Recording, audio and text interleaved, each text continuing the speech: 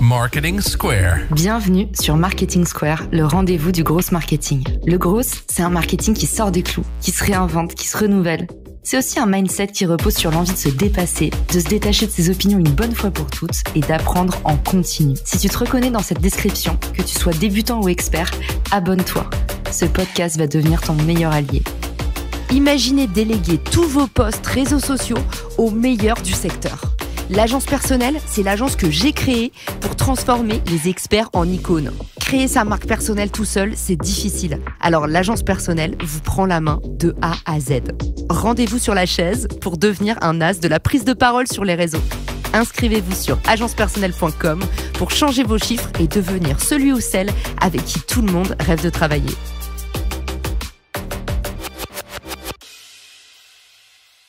Bonjour à tous et bienvenue dans ce nouvel épisode de Marketing Square. Aujourd'hui, on va parler d'un de nos sujets de prédilection à nous les entrepreneurs, les marketeurs. C'est bien d'avoir un savoir-faire, mais encore faut-il le faire savoir pour percer. Aujourd'hui, avec moi, les secrets d'une bonne prise de parole en public. J'accueille à mon micro Ruben Pérez, qui est préparateur de prise de parole en public pour les dirigeants. Salut Ruben, bienvenue dans le podcast. Salut Caroline, et c'est un plaisir d'être à tes côtés. Je suis hyper contente qu'on puisse échanger sur ce sujet parce qu'il y a beaucoup de Français qui souffrent de glossophobie, donc la peur de prendre la parole en public. Et souvent, ce qui nous fait défaut, c'est un peu la préparation. Finalement, on fait la stratégie de l'autruche, on attend le jour J et puis, en tout cas pour ma part, on commence à s'en inquiéter un petit peu la veille. En général, c'est ça qui nous fait le plus stresser. C'est bien souvent le manque de préparation. Et toi, tu vas nous dévoiler aujourd'hui ta méthode en 3 étapes pour pouvoir bien se préparer en amont, structurer, fluidifier sa prise de parole.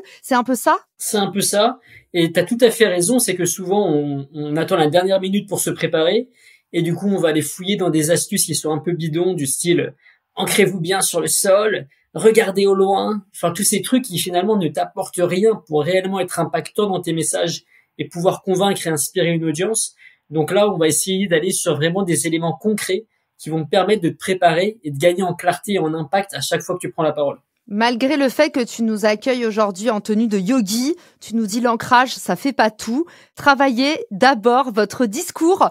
Donc, on va te suivre dans cette méthode qui s'adresse aux dirigeants, mais en fait à n'importe quelle personne, même pourquoi pas à nos préados pour pouvoir nous convaincre d'avoir plus d'argent de poche. Ils vont être malheureusement tellement convaincants qu'ils vont vous prendre tout votre salaire, vos ados. Donc faites attention, les adolescents, si vous écoutez ça, derrière vos parents vont dormir dans la rue dans un mois, quoi. En tout cas, la méthode s'adresse vraiment à tout le monde. C'est pas seulement pour les dirigeants. C'est aussi finalement à chaque fois qu'on a envie de faire valoir ses intérêts et de captiver un auditoire. C'est ça. Dès que tu as une prise de parole, dès que tu as une présentation commerciale, dès que tu dois faire signer un devis, dès que tu dois présenter un projet, dès que tu doit pitcher, dès que tu vas être en networking, en train de présenter ton activité, il va falloir de toute façon que tu aies les bases de la prise de parole. Pour moi, c'est un petit peu un délire. On apprend en mathématiques à chercher x, fx est égal à machin. On n'apprend pas la prise de parole, on n'apprend pas à se parler entre individus et à parler avec clarté et conviction. Et c'est là que je veux intervenir en vous donnant des trucs qui sont vraiment simples à faire. C'est pas compliqué. Le seul problème, c'est que personne ne le fait. On va pas, ça va pas aller très très haut en termes d'expertise, j'ai envie de dire, mais par contre en termes d'efficacité, vous allez très vite gagner en impact. Mini-action, maxi-impact, c'est parti du coup pour l'étape 1 pour préparer une prise de parole en public captivante. Je vais te donner 3 étapes qui sont essentielles. Pour l'étape 1, comme je te l'ai dit, je vais te raconter une petite histoire et c'est à toi de deviner la morale derrière. Alors l'histoire est très simple, tu parlais de yoga. Justement, c'est un gourou qui est, on va dire, en Inde et qui a 3 disciples. Et à la fin de son accompagnement, pendant 2 ans, il les a accompagnés, il leur dit « Maintenant, il va y avoir une seule chose à faire. Si vous le faites, vous êtes des maîtres. » Et cette chose est très simple, ils vont devoir convaincre un serpent de ne pas les mordre. Donc, ils vont devoir prendre la parole face à un serpent, essayer de le convaincre de ne pas le mordre. Alors, le premier, il arrive, il s'assoit, les mecs, ils libèrent le serpent, et lui, il veut parler vraiment avec le cœur, donc il a décidé de parler avec le cœur, donc il se lance dans son introduction en levant les mains et en parlant avec son cœur, et là, immédiatement, le serpent, il arrive, et paf, il le prend, et il est KO. Le second, il arrive, et lui, il a préparé sa prise de parole, c'est vraiment dans l'intellect, c'est structuré, c'est fait pour convaincre, il fait son introduction doucement, il commence à intéresser, etc. Hop, le serpent, il arrive, il est mort. Pas de quartier, c'est la mort de tous. Sauf que le troisième, il s'assoit, Et là, il ferme les yeux, il fait rien, il bouge pas. T'as le serpent qui va sur sa jambe, il bouge pas, il va sur son bras, il bouge pas. Au bout de 20 minutes, le gourou, il dit, OK, c'est bon. Toi, tu passes. Pour toi, c'est quoi la morale de cette petite histoire? La parole est d'argent, le silence est d'or. Non, c'est pas tout à fait ça, Caroline. Mais pourquoi tu veux parler à un serpent? Pourquoi tu veux convaincre un serpent? Un serpent, si tu bouges, si tu parles, il te mord. Donc c'est regarde ton audience avant de parler. Ma mère, elle disait, on a 2 oreilles et une bouche, c'est parce qu'il faut écouter avant de parler. Et souvent, on n'écoute pas. Donc on est là, oui, je vais parler. Écouter, ça veut dire quoi? Ça veut dire connaître ton audience. Et pour connaître ton audience, t'as pas besoin de faire un persona, t'as pas besoin de te lancer dans un truc hyper compliqué. Je vais te donner une méthode toute simple qui s'appelle la CCI. T'as le premier C, c'est le niveau de concentration. Tu vas noter de 1 à 10 le niveau de concentration de ton audience. Est-ce que ils ont écouté 10 pitchs avant toi et toi t'es le 11e à passer, ils sont pas du tout dedans? Est-ce qu'ils viennent de manger, ils sont en train de digérer? Ou alors est-ce qu'ils ont payé 400 € pour venir t'écouter? Tu vois? Et un truc qui est super intéressant d'ailleurs, c'est que Caroline, avant d'enregistrer, tu m'as envoyé un message, enfin un mail automatique qui dit fais comme si tu parlais à des personnes qui ont 15 ans. Mais pourquoi tu m'as dit ça? Parce que t'es pas bête. Tu sais très bien que le niveau de concentration, il est bas quand t'écoutes un podcast. Il y en a sûrement qui sont en train de cuisiner, en train de nous écouter, là, ou qui sont en train de conduire leur voiture. Donc le niveau de concentration, il est faible. Donc ça, c'est le premier C. Ça te permet de savoir à quel point tu vas devoir donner beaucoup d'informations, ou alors en donner peu, être en mesure de donner beaucoup d'exemples, parce que ton audience n'est pas concentrée, que tu vas leur donner plus des éléments visuels qu'intellectuels. Ça, c'est le premier C. Le deuxième C de CCI, c'est le niveau de connaissance. Quel est le niveau de connaissance de ton audience sur ton sujet? Si tu es dev Java et que tu vas parler à des pairs, tu vois, à des dev Java, ok, d'accord, tu vas parler différemment que si tu vas parler à des auto-entrepreneurs qui veulent juste avoir un site internet qui attire des leads. Donc, le niveau de connaissance va vraiment impacter la capacité que tu as à vulgariser tes informations et à les donner le plus simplement possible à ton audience. Et là encore, tu les notes de 1 à 10. Et enfin, le I, que c'est CI, c'est l'implication. À quel point ton audience, elle est impliquée dans ton sujet. Pour donner un exemple, si je parle d'armement, par exemple, à des mecs qui sont fans de Donald Trump et qui sont à fond pour, oui, on veut tous être armés avec un petit truc, là, ils vont être impliqués. Tu vois, si je leur dis c'est fini l'armement, ils vont être impliqués. Alors que si je dis ça à des Français qui vivent en Île-de-France, ils s'en foutent. Donc, c'est quoi le niveau d'implication de ton audience? Moins ils sont impliqués, plus ton introduction va avoir le rôle de ce que j'appelle une interroduction. Ça veut dire que tu vas devoir les intéresser à ton sujet. Tu vas devoir les impliquer dans ton sujet. Plus ils sont impliqués, plus ça va être facile de les amener vers des émotions assez diverses. J'adore. Au début, je me suis dit, il va me parler de la chambre de commerce, c'est mon nouveau partenaire. Et décidément, il a beaucoup d'intuition, ce Ruben. Non, j'adore. Et je suis d'accord avec toi. D'ailleurs, des petites astuces un peu sur le terrain. Dans la partie comprendre mon audience, j'ajouterais le lieu et le contexte. Je te donne un exemple tout bête. Selon le nombre de collaborateurs que je vais être amenée à adresser. Typiquement, si je suis sur un format 20 personnes, la dernière conférence que j'ai donnée, c'était un séminaire pour AXA. Tu vois, j'ai 20 personnes, je sais que je peux faire un atelier. Par contre, le matin, j'étais en plénière et j'avais 400 personnes. Donc, en fait, quand je fais du 400 personnes, je fais très peu de participatif et je sais que mon audience, en fait, va être passive, que plus il y a de gens, moins il y a d'attention. En tout cas, moi, c'est mon référentiel de base à force d'avoir donné des conférences. Donc, j'ai tendance à, plus il y a de gens dans la pièce, plus je vais m'agiter parce que je sais qu'il suffit qu'il y ait le voisin qui parle, quelqu'un sur son portable et ça va déconnecter les autres. Donc, je fais énormément, par exemple, de tests à main levée sur les grosses audiences dans les plénières pour les garder en mouvement et les impliquer. Je vais poser des questions, mais rhétoriques. Comme ça, je vais poser avec des silences et je vais faire en sorte que de bien récupérer l'attention. Là où, s'il y a moins de personnes, je vais être beaucoup plus justement dans le participatif, ne pas hésiter à interagir avec les personnes qui sont au premier rang, un peu comme dans un stand-up ou un one-man show. Parfois, je reprends un peu les codes pour garder mon audience captive. Donc voilà, sur la partie comprendre son audience, j'adore ce que tu nous as livré. Et peut-être moi, le seul petit truc que je pourrais ajouter, c'est sur le lieu, qui je trouve pareil. Est-ce que vous êtes sur une estrade? Est-ce que vous êtes parmi les participants? Est-ce que vous avez un micro et donc vous pouvez vous balader? Ou est-ce que vous êtes par exemple sur un espèce de piédestal où vous êtes obligé de rester à votre place. Et je trouve que de demander ces informations peut-être à l'organisateur de l'événement ou à votre boss si c'est vous qui présentez, ça permet aussi de mieux visualiser et de mieux préparer sa prise de parole. T'as bien raison, le contexte est super important. Il faut pas hésiter d'ailleurs à demander des photos, à aller voir, souvent c'est filmé, donc des vidéos de l'année dernière. Et des fois, vous avez des surprises de voir que, la vache, en fait, les mecs, ils sont pas du tout concentrés. En fait, ok, ils m'avaient dit qu'il y avait 100 personnes, mais il y a que 50% des chaises qui sont prises. Et vous allez souvent découvrir la vraie audience, quoi. Pas celle de, il va y avoir 100 personnes qui vont t'écouter pendant 10 minutes, mais en fait, il y aura 50 personnes et 10 qui sont en train de parler les uns aux autres, qui vont t'écouter pendant 10 minutes, mais au bout de 5, ça va les saouler. Il faut vraiment voir la réalité objective de la chose. Et souvent, quand tu prépares une prise de parole, tu te sens la star, tu vois, tu te dis, ah ouais, c'est moi qui vont écouter, machin. C'est pas le cas. La star, tu dois le devenir. Donc, fais super attention, en effet, à être très objectif dans le contexte que tu vas avoir en face de toi. Du coup, peut-être on pourrait dire pour cet épisode CC, la méthode CCIL. On rajoute le lieu à la fin et j'en profite pour dire il y a des créateurs qui nous écoutent qui peut-être font des prises de parole en live lors d'événements virtuels. Typiquement, le LinkedIn Live, moi j'en ai fait un juste avant qu'on commence cet épisode. Préparer sa prise de parole en public, ça marche aussi si vous êtes en live. Et là encore, pareil, l'empreinte du lieu a une incidence. Si vous êtes sur un LinkedIn Live, par exemple, vous pouvez en profiter pour inciter à l'interaction. Quand vous êtes sur des plateformes comme Livestorm, par exemple, vous pouvez déclencher des réactions.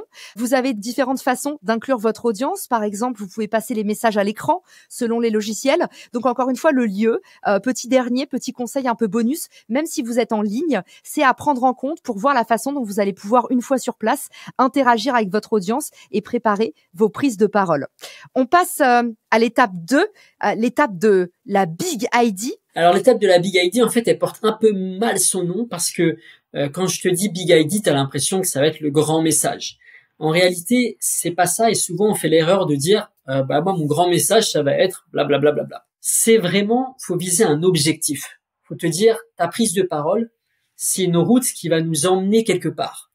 Si tu sais pas où elle va nous emmener, eh bien on va tous aller nulle part. Si je rentre dans ma voiture et que je rentre sur le GPS partout, ah bah là, mon GPS, je peux te dire qu'il va pas savoir où m'amener, hein.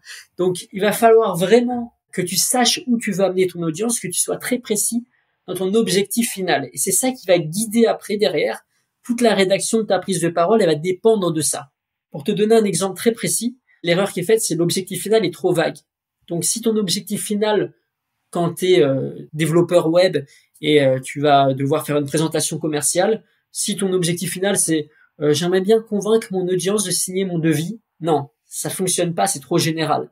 Si ton objectif c'est je veux convaincre ma cible que je peux leur apporter des leads chauds tous les mois, efficacement, grâce au site internet que je vais façonner pour eux, là tu vas aller vers autre chose. Là ça va être précis et tu vas pouvoir les emmener beaucoup plus facilement vers cet objectif. Et quand je t'explique ça, tu sais ce qui me vient, enfin ça me vient en tête comme ça. C'est un mec qui m'a lancé un petit peu dans ce métier qui s'appelle Sébastien Milkamp et il a une conférence et dans sa conférence en fait il y a un moment où il invite quelqu'un sur scène et lui dit vas-y pousse-moi aussi fort que tu peux, pousse-moi aussi loin que tu peux, aussi fort que tu peux. Alors là t'as le mec qui le pousse sur 3 mètres, tu vois. Il dit ah ouais ok d'accord, bah c'est pas mal. Il dit bon maintenant ton objectif c'est de me pousser là-bas. Et là il indique un truc qui est à 15 mètres. Et là, le mec, il le pousse jusqu'à 15 mètres. Ça veut dire quoi? Quand tu as un objectif, tu vas plus loin. Plus l'objectif, il est précis, plus tu vas loin. Donc, dans ta prise de parole, fixe-toi un objectif pour aller beaucoup plus loin et être beaucoup plus impactant que ce que tu fais habituellement où, en fait, tu sais même pas où tu vas. Moi, je trouve ça assez délirant. Tu sais, j'ai des dirigeants, parfois, ils ont bossé leur prise de parole avec leur responsable com, machin. J'arrive, je leur dis, OK, alors, l'objectif, c'est quoi? On veut que l'audience, elle pense quoi de tout ça? Et les mecs, ils me disent, c'est une bonne question, ça. Attends, je vais réfléchir, Ruben. C'est-à-dire qu'ils ont tout marqué, tout préparé, machin, mais ils savent même pas où ils vont, quoi. Donc, arrêtez ce délire. Tout le monde. Ayez un objectif précis en tête. Sachez où vous voulez aller. L'objectif, il faut que tu le rédiges en commençant par, je veux, 3 petits points. Je veux qu'à la fin de ma prise de parole, mon audience, pour toi, ça peut être, connaissent toutes les bases pour utiliser LinkedIn sans perdre de temps et le plus efficacement possible. Tu vois, et là, ça va t'orienter quelque part. Donc, avoir un objectif en tête, c'est essentiel et c'est très rarement fait. Faites-le, ça va vous aider énormément.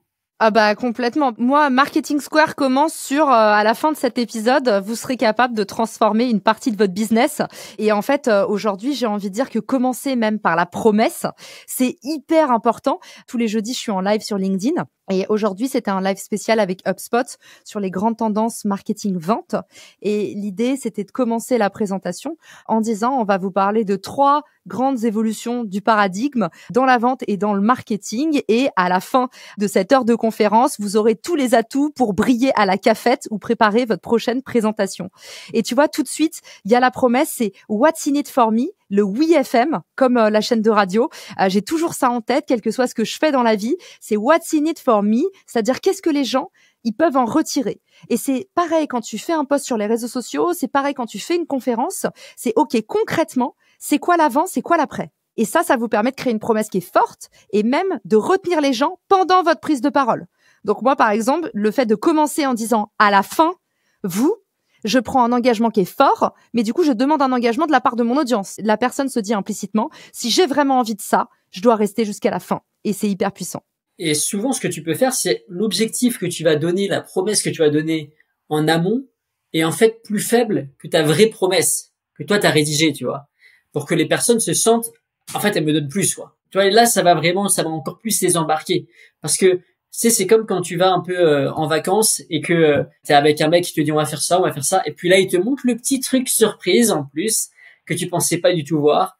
Et là, ça pétille dans tes yeux, quoi. C'est vraiment ça l'objectif, c'est on va sur la route ensemble, où tu vas m'emmener. Si je suis pas au courant de où je vais pas monter avec toi. Et si tu sais pas où tu vas m'emmener nulle part. Et souvent, on dit qu'il y a 3 grandes catégories, informé, persuadé, inspiré. Ça peut être un mélange des 3, mais il y en a toujours un qui est plus fort qu'un autre. Donc, est-ce que tu veux informer de quelque chose? Est-ce que tu veux la persuader de quelque chose? Ou est-ce que tu veux l'inspirer autour d'un sujet? Ça va être à toi de décider. Pas d'objectif, pas de résultat. Et Ruben vous l'a dit aussi, si vous pouvez mettre un indicateur clé qui permet de mesurer, ça vous donnera toutes les meilleures chances de succès. Partie numéro 3. Du coup, une fois qu'on a un peu compris ce que notre audience avait dans la tête, une fois qu'on a bien dressé notre promesse, qu'est-ce qu'on fait pour terminer en beauté sa préparation de prise de parole? Alors, tu connais ton audience, tu sais où est-ce que tu veux l'emmener, tu as noté dans le GPS, maintenant il faut les étapes pour l'emmener jusque-là. Et il va falloir que tu structures ta prise de parole. Ce que souvent les gens ils font à ce moment-là, c'est qu'ils écrivent directement et ils disent blablabla, voilà, j'écris. Structure ta rédaction, ça te permettra d'être beaucoup plus efficace et de vraiment viser ton objectif final. Quand je dis structure, ça veut dire il y a 3 éléments importants que tu vas devoir noter. La première, c'est des titres. En fait, les titres, c'est des étapes qui vont te permettre d'aller vers ta big idea, vers ton objectif final. Les informations que tu vas mettre dans ces étapes et qui vont nous permettre d'aller vers ces étapes, des anecdotes, des faits, des statistiques, des connaissances, bref, tout ce que tu veux.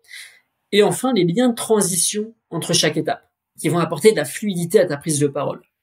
Donc, dès que tu as une prise de parole à préparer, tu te poses sur ton bureau, tu dis, OK, tout en haut, tu marques ta big idea, mon objectif, c'est de les emmener vers ça. Et après, j'ai 3 choses. Tes étapes, qu'est-ce que je mets pour atteindre cette étape? Et quel est mon lien de transition avec l'étape suivante pour m'amener naturellement vers mon objectif final, même ma big idea? Un truc qui est super important, c'est les parties, vraiment, il faut qu'elles soient ce que j'appelle audience centrique. Ça veut dire vraiment centré sur ton audience. Une mauvaise partie, par exemple, ça pourrait être l'importance de LinkedIn pour votre carrière. Tu vois, c'est pas trop audience centrique. Alors que si tu rédiges une bonne première partie, ça peut être mon audience, elle doit sentir que LinkedIn peut être un outil surpuissant qui va booster sa carrière. Et donc, commencer par mon audience doit, c'est un excellent moyen d'écrire tes titres pour qu'ils soient des étapes et non pas juste des messages. Ensuite, l'erreur aussi que je vois très souvent, c'est les informations. Alors là, c'est toujours pareil. Elles sont pas assez vulgarisées. Il y en a trop. Il y en a trop qui sont inutiles par rapport, à ton étape. Et n'aie pas peur d'en donner peu. N'aie pas peur de les raconter. Surtout si ton audience a un niveau de connaissance et de concentration faible, n'aie pas peur de prendre de temps pour les amener vers cette étape. Et sur les liens de transition, je te conseille fortement, à part si tu as une prise de parole qui va durer 45 minutes, mais si c'est une prise de parole assez courte de 15-20 minutes, d'éviter les mais, les en revanche, les par contre. Tout ça, c'est des liens de transition qui vont complexifier ta prise de parole. Tu vois, c'est un peu des ronds-points compliqués à choper. Donc va sur du 2+, par conséquent, qui va vraiment apporter de la fluidité à ta prise de parole et te permettre de pas perdre ton audience, au contraire de les garder avec toi et de leur faire comprendre que c'est super simple en réalité. J'adore ce que tu nous partages ici, effectivement, structuré avec des bullet points. Souvent, on a tendance à écrire des phrases. Alors, vous pouvez mettre des phrases si c'est des punchlines, par exemple. Moi, par exemple, j'ai un petit code punchline sur mes notes, donc je mets des petites astérisques. J'aime beaucoup ton astuce de structurer par partie. D'ailleurs, moi, dans mes presses, j'ai toujours une partie sommaire. Il y a pas longtemps, on m'a dit, mais Caro, ça fait ultra boomer d'avoir un sommaire. Arrête de faire ça.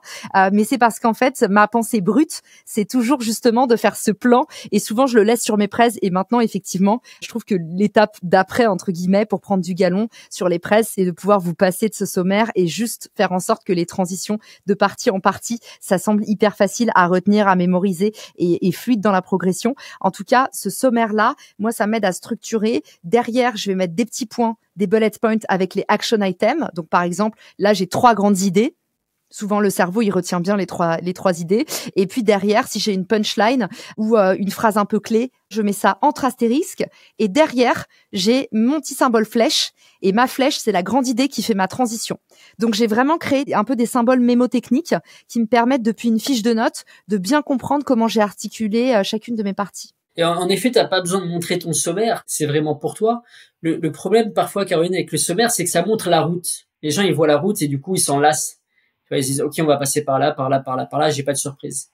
Alors que si tu leur montres rien du tout et que tu leur dis, allez, c'est parti, on avance, ça va te permettre de vraiment les embarquer plus facilement. Exactement, quitte à faire un bouquet final à la fin avec le unwrapping où du coup vous dévoilez les différentes parties et ça vous permet un peu de faire la boucle est bouclée, de dire bah voilà, pour récapituler, on a parlé de ce point, on a dit ceci, exactement ce que je fais à la fin du podcast, et du coup reboucler et élargir autour d'une nouvelle problématique et pourquoi pas envoyer vers l'étape d'après aussi, parce que tu nous as dit toujours bah what's in it for me, mais aussi où est-ce qu'on veut les amener après dans la continuité. Par exemple, vous finissez une prise de parole en public, imaginons que vous êtes sur un salon pour vous faire connaître, où est-ce qu'on redirige votre auditoire? Imaginons que vous êtes devant votre équipe parce que vous présentez le plan marketing, bah c'est quoi l'après? Est-ce que vous présentez un agenda? Est-ce que vous donnez rendez-vous pour une session de questions-réponses? Mais il faut toujours avoir un élargissement à la fin pour savoir où renvoyer les gens et où renvoyer aussi le débat. Le call to action de Caroline. J'en ai pas parlé, mais parce que sinon il y a tellement de choses. Mais en effet, la prise de parole, en fait, ça ne sert à rien s'il n'y a pas d'action derrière. La prise de parole, c'est pas parler, c'est agir. C'est juste montrer où agir, montrer comment voir le monde différemment pour te faire agir différemment. Si jamais la prise de parole, c'est juste alors blablabla, blablabla, blablabla, moi je serais pas dans ce métier-là. Moi, ce que je veux, c'est faire en sorte que les dirigeants d'entreprise font agir leurs clients, leurs partenaires différemment. Et ça va vraiment impacter votre monde parce que l'impact, il est dans l'action.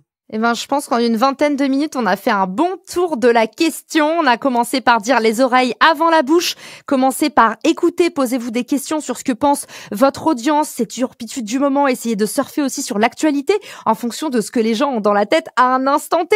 À côté de ça, on vous a aussi parlé de l'empreinte du lieu. Essayez aussi de visualiser, donc les oreilles et les yeux même, avant la bouche. Essayez de voir où est-ce que vous allez présenter, dans quel contexte, dans quelles circonstances. Est-ce que vous êtes avant Jean-Marie et après Nadine? Comment est-ce que vous allez pouvoir aussi vous insérer intelligemment dans ce contexte pour faire en sorte que ça passe comme une lettre à la poste? Derrière, tu nous as parlé de la big idea et tu nous as dit en fait, loin de moi, l'envie de vous donner un objectif irréalisable, mais donnez-vous à tout prix un objectif. Peu importe que vous n'ayez pas l'idée du siècle, mais vous devez toujours vous poser la question de qu'est-ce que j'ai envie de délivrer, de véhiculer. Et puis, dernière chose, on a vu comment est-ce que on va pouvoir architecturer cette prise de parole pour que vous soyez non pas handicapé à l'oral, mais porté par les ailes de votre aura, en ayant en fait un petit langage mémotechnique, en ayant des histoires, des anecdotes qui viennent ventiler agréablement vos prises de parole pour ne pas plomber l'audience et vous, pour pas vous mettre aussi. Souvent, on se sabote avec des prises de notes qui sont trop compliquées. On n'arrive pas à reprendre le fil. À l'oral, vous savez, c'est le moment où les gens disent attendez, je sais plus où j'en suis parce qu'ils se sont perdus dans leur lecture. Donc vraiment, l'idée des notes, c'est qu'elles sont là pour vous accompagner accompagner, pour simplifier la lecture et pas pour avoir le papier à la main au point d'en être dépendant. Et on n'oublie pas, du coup, ce que tu nous as dit très justement, Ruben. L'idée, c'est de pousser à agir. Alors, où est-ce qu'on donne rendez-vous? Qu'est-ce qu'on déclenche? Essayer de créer du mouvement dans ces prises de parole. On parlait de la participation. À chaque fois que vous allez pouvoir commencer, pourquoi pas, votre discours par une grande question, ou finir par une conclusion avec un élargissement, ou pourquoi pas demander un vote à main levée. Et ben, toutes ces petites actions qui vont faire bouger, réagir, agir, répondre votre audience vont créer pour vous une prise de parole 2 fois plus engageante, pertinente et mémorable au final. C'était mon fameux Unwrap. Merci Ruben d'avoir été avec nous. Pour te retrouver, tu es présent sur plusieurs réseaux sociaux. Quel est le meilleur canal pour te retrouver? Alors, je suis très dur à trouver, Caroline, parce que je suis sur LinkedIn. Tu peux me retrouver sur LinkedIn, mais je poste plus. Je n'ai pas Instagram, pas Facebook, pas TikTok. Donc, tu peux me suivre sur LinkedIn et après, tu peux faire un tour sur mon site internet, rubenperezcoach.com. Tu verras qu'il y a pas mal d'articles de blog assez balèzes qui peuvent te permettre de faire des meilleures presses commerciales, des meilleures conférences. Et c'est toujours des conseils super concrets pour pas te balancer des concepts qui vont t'emmener nulle part. Et d'ailleurs, un grand bravo Ruben, parce que tu as été le premier à proposer ton aide spontanément à des créateurs comme moi, comme Maud Grenier, sur des prises de parole. Donc c'est vraiment apprécié. Je sais que tu as aidé Maud à faire son pitch. J'étais avec elle à Lisbonne quand elle devait repasser par Paris pour aller pitcher, et elle était hyper angoissée et ça lui a vraiment fait du bien que tu l'aides à préparer. Donc voilà, je voulais te dire aussi un grand merci pour tes petites attentions, pour ta gentillesse, pour ta générosité, et j'espère que ça donnera envie aux auditeurs d'en savoir plus sur toi, d'aller se renseigner, de te recommander à des gens qui pourraient avoir besoin d'aide sur la préparation de la prise de parole en public. Merci à tous pour votre écoute et je vous dis à très vite dans un futur épisode. Ciao! Si cet épisode te plaît, tu peux le partager en me taguant ou lui laisser 5 étoiles sur Apple Podcast. Marketing Square.